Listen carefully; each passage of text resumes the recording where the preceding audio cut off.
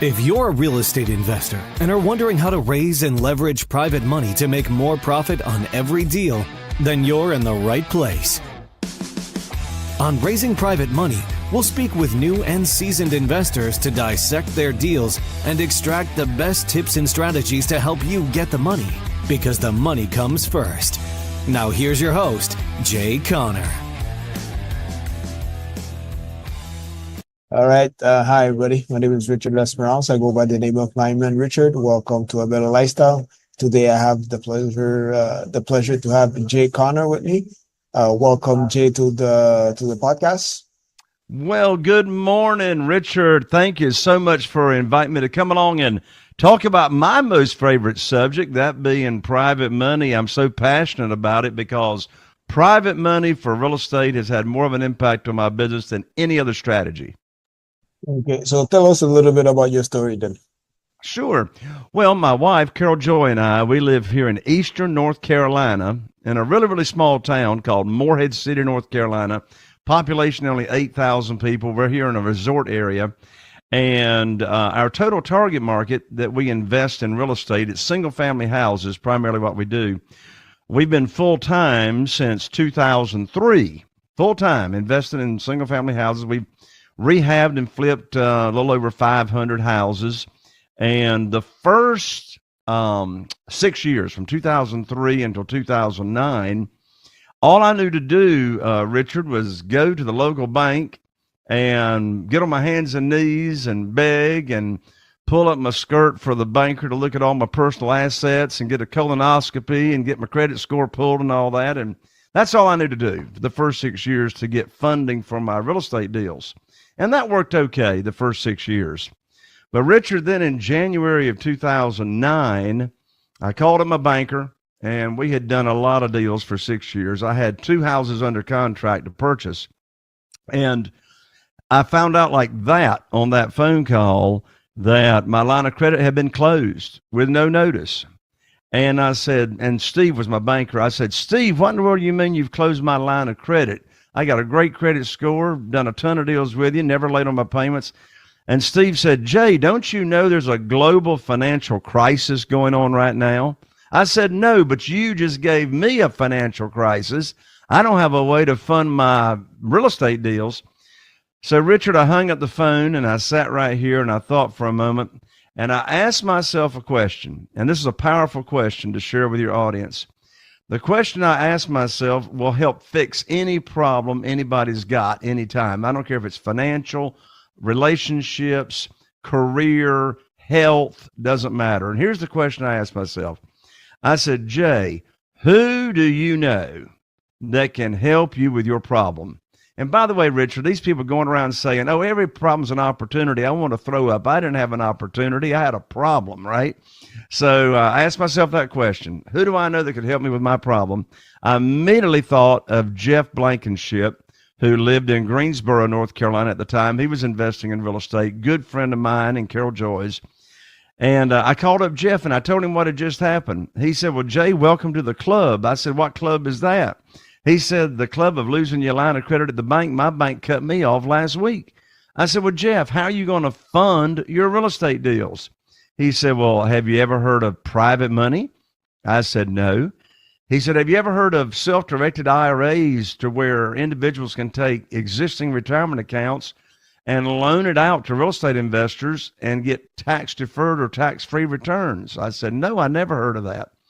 So I hung up from Jeff and I studied private money. That is doing business with individuals, not institutional money.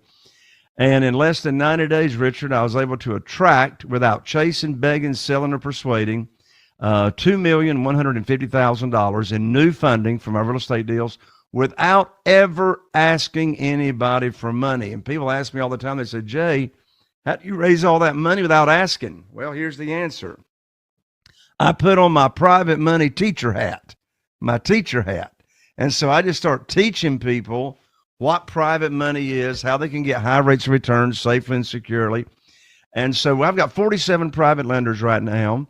Not one of them had ever heard of private money.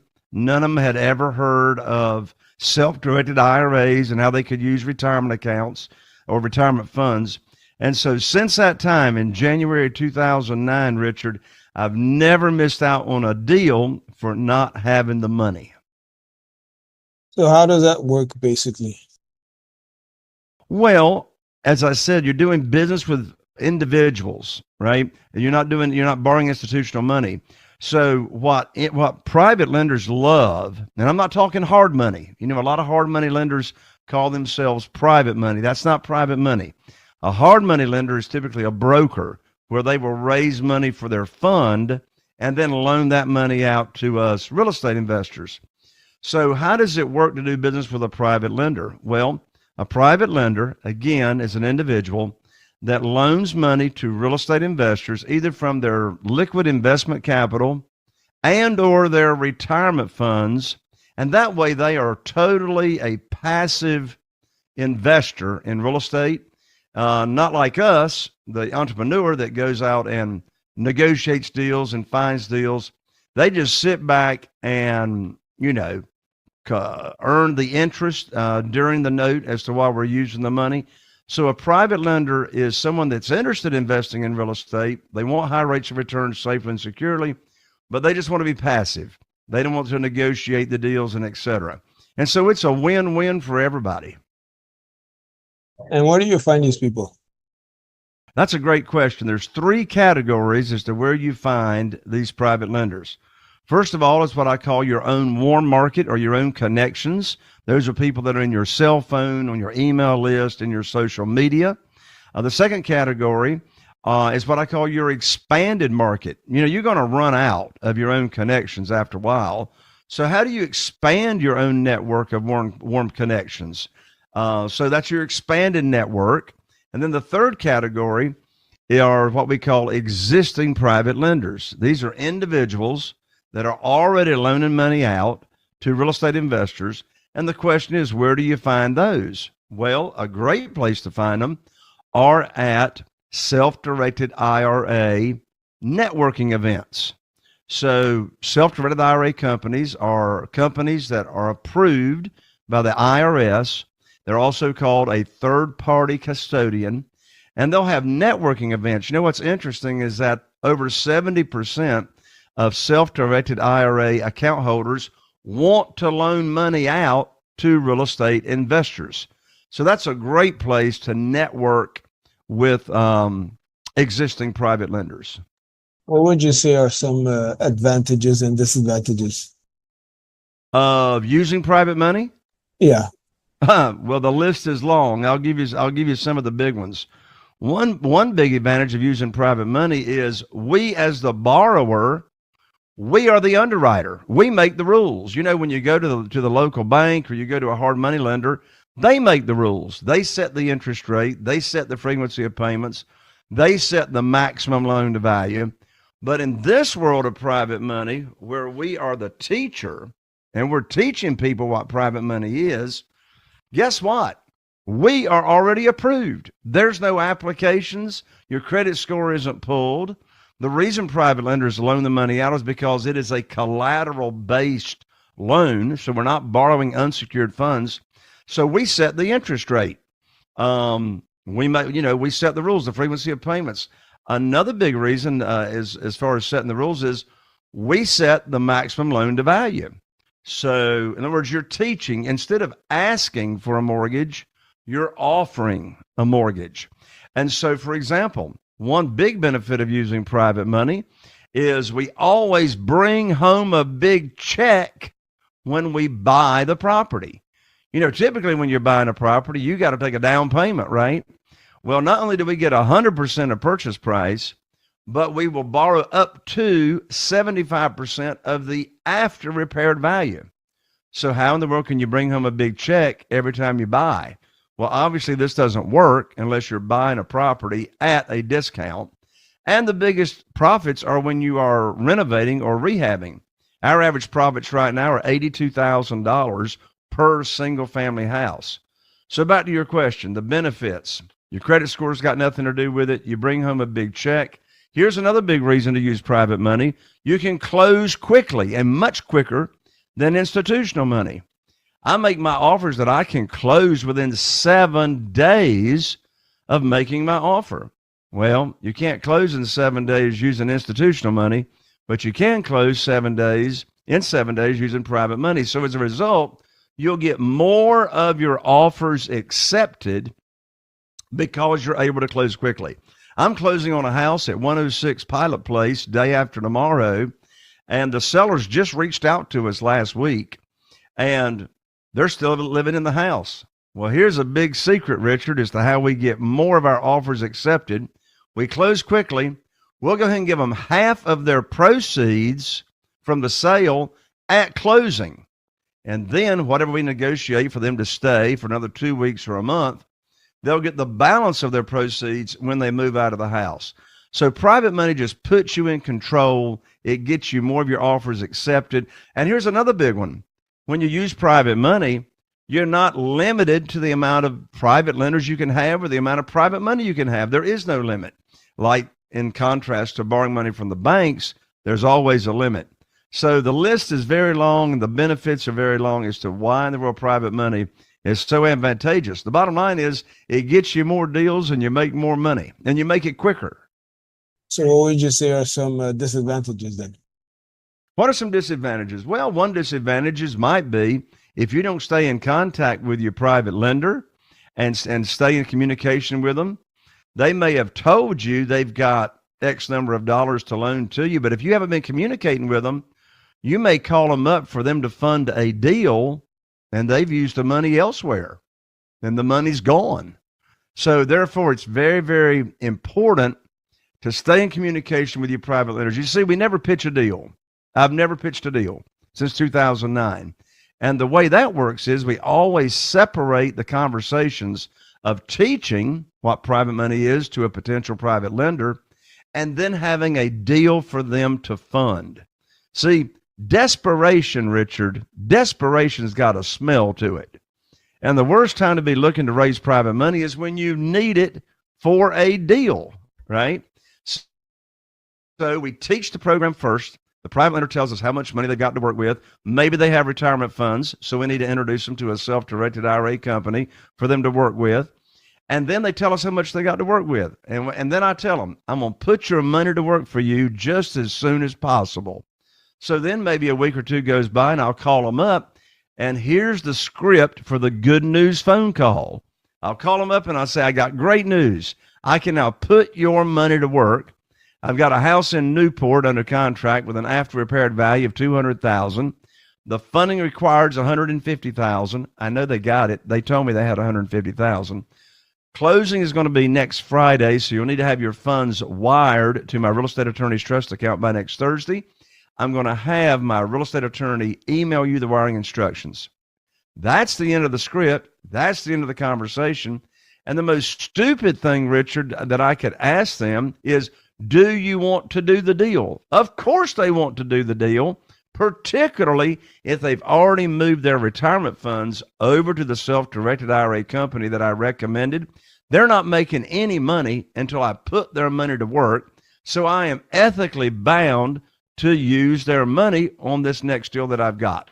So that's another, that's just, I mean, the benefits, the list is long. So what about safety when you're doing the negotiations? Like you have your lawyer and they have their lawyer. So how does that work? So nobody gets, as they say, screwed. That's right. Well, there's a number of ways that they are protected. So one way they're protected is the private lender never gives us, the borrower, money directly. They never write us a check. We're going to have a regular closing here in North Carolina. Closings take place by a real estate attorney. The closing documents are prepared by the real estate attorney. Most states use title companies. So regardless of who the closing agent is, the lender, the private lender, is protected by they wire the funds directly to the closing agent's trust account. So the money doesn't come to us directly. No funds are dispersed until after closing. That's one way they're protected. Second way they're protecting is we never borrow unsecured funds. You can legally, but don't do it. Protect your private lender. So we're going to give them either a mortgage or a deed of trust. Here in North Carolina, it's a deed of trust. We're going to give them a deed of trust to collateralize the note, the promissory note. So that's another layer of protection. We're not borrowing unsecured funds. Another way they're protected is the maximum loan to value that we do is 75% of the after repaired value. Therefore, they've got a 25% what we call equity cushion. That way, if the market comes down or prices drop some, then I can reduce the price on the house when I'm getting ready to sell it, and the private lender is still paid off and made whole. Another way that we protect the private lenders is we name them on the insurance policy as the mortgagee. That way, if there's ever a claim against that insurance policy, then the insurance company will make the check payable to the private lender, the mortgagee, and to us, the borrower. So the private lender's got to sign off on that check before we would get the insurance check. We also name the private lender on the title policy as an additional insured. So in case there's any title issues down the road, they're protected with that as well. So there's many, many layers of protection that we give our private lenders. So how does it work in the other states? It must be different, no? Or it's all the same. Okay. The only thing that changes in other states is most states call it a mortgage. In North Carolina, it's a deed of trust that collateralizes the note. Now, I've got I run a mastermind, the Private Money Mastermind, and these members that I've got are from California, Hawaii, Florida, Texas, all over the nation. And private money works in every state, no matter where you're investing. Have you seen the things that went wrong in the process in your journey? Well, of course, the rehab and renovation budget never comes in on budget. The rehab budget is always over budget. It always costs more to rehab them than you think it's going to. But that's why we use the formula. You see, the protection is not knowing your estimation of repairs to the penny. Everybody's protected because of the offer, and buying the home at a totally discounted price. So because of the formula that we use on what we call the maximum allowable offer, all the way back, Richard, to 2009, over 500 rehab deals, every one of our private lenders has always collected every penny in returns and in interest that they were expecting when they invested into a deal. So what if I'm going to give like two scenarios? Like, let's say one person is buying just a single family home and another person is going into multifamily. How is it like for the single family home when it comes to if they want to refinance? How does that work? Right. So that's a great question. So most of what I do is single family houses. So when you're using private money for single family houses, those deals are what we call one-offs. And what that means is you got a single family house, and then you've got maybe a private lender or a couple of private lenders that are funding that deal. So each private lender's got their own promissory note, got their own mortgage or their own deed of trust. Now, in contrast to that, when you're doing multifamily, then you're not going to do one-offs. What you're going to do is typically you're going to do what's called syndication, which means the operator, the real estate entrepreneur, will raise money for a fund. So they will create a fund for many private lenders, individuals to invest in the fund, and then that fund is used for the multifamily project. When you're doing syndication, typically you're going to have what's called a private placement memorandum, which is prepared by an SEC attorney. And so the SEC attorney draws up this document, and that explains how the fund is going to work. Are there any equity partners? Are they getting any percentage of the profit on the back end? When doing single family houses and one-offs, there is no participation in the profits. It's like the private lender puts money in a certificate of deposit at the local bank, and they know exactly what the rate of return is going to be, what's the interest that they're going to get. But instead of putting it in the bank, they're investing it in a single family house deal.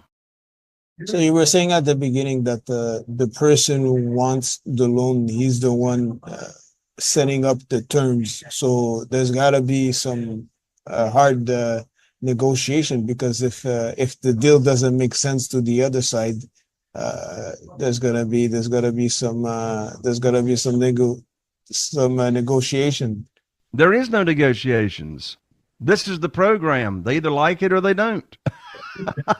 So I'm not negotiating. I'm not negotiating on the program. This is the program that I'm offering, and they're going to get a whole lot more interest than they are at the local bank. But if they don't like it, that's fine. And here's why: there's so much more money, Richard, out there today in today's market to be used than there are deals. Prior to COVID, there was $18 trillion available in cash just sitting on the sidelines. Today, there's $31 trillion. Now, let me tell you when negotiation does come into play. I mentioned the third category of where you find private money, and those are people that already have existing self-directed IRA accounts, and so they already know how private money works. They've already been loaning money out, right? So when you're talking with those people, that is a negotiation conversation. That's why I much prefer to put on my teacher hat and teach people about what private money is and the opportunity to get high rates of return safely and securely that have never heard of it. That's what's interesting. Of my 47 private lenders, not one of them had ever heard of private money and private lending until I told them about it. And not one of them had ever heard of self-directed IRAs. So you, as the borrower, that just puts you so much more in control and in the driver's seat when you're teaching this opportunity to people that have never been exposed to it. And most people walking around have never heard of private money and how they can use their retirement funds. Now, it's not just their retirement funds. I got a lot of private lenders that are using just liquid capital and also their retirement funds. But again, when you're offering an opportunity and you're teaching this to people that have never heard it, then it really, really puts you to the advantage of offering them something that they've never heard of. You were talking before about the program, but when you're doing that deal with the private lender, there's no middleman in between, no? Or it's That's just correct. That's correct. Yeah. With a hard money lender, that's what they are. They are a middle person. They're a broker between raising money for their private lending fund and then loaning it out to us real estate investors. But with private lenders, there's no middle person. It's a simple one-on-one transaction between you, the borrower, and the private lender. So where can the borrower get educated on that? Like I think you're offering like the program, but let's say someone has never heard of you, or they're somewhere like Sure. Well, the best way to learn how to do this, I just finished putting this together. It's called Private Money Challenge. So I just created brand new Private Money Challenge. And what it is, it's a series of 7 videos. They're only 15 to 20 minutes long, each one. And it gives a great foundation. It's me on the video engaging with the person that signs up. So I'd love to invite your audience, Richard, to enroll in my Private Money Challenge at www.privatemoneychallenge.com. Again, that's www.privatemoneychallenge.com. As soon as you enroll, you'll receive the very first video training, and then the next 6 days at 9 a.m. Eastern Time, you'll get the next 6 videos, and I promise you, you'll learn how to raise private money without ever asking for money, and I promise you, we're going to have a good time doing it together. So this goes for both parties, like the borrower and the private lender, because if the private lender this training is for us, the real estate investor, for the borrower, to learn how to teach this opportunity to individuals that may want to be a private lender. So where can people find you on social or the internet? Oh, sure. So on Facebook, very easy to find, Jay Conner, Jayconner. On YouTube, Just look for Private Money. Private Money. And then on your favorite podcast platforms, Richard, I've got my own show. I'm in my 8th year right now. And whatever your favorite platform is or listening to podcasts, just go search for Raising Private Money. Raising Private Money with Jay Conner, and I'll pop right up. Okay. And so I guess they could get educated there also too by listening to the podcast. Oh, absolutely. Absolutely. I always have amazing guests that, in addition to myself, have raised private money, and I interview them twice a week. We release it on Monday mornings and then again on Thursday mornings at about 5 o'clock in the morning. I interview people about how they raise private money. What are their secrets? What are their favorite ways to raise private money? It's very, very educational for anyone that would learn how to raise money for their real estate deals.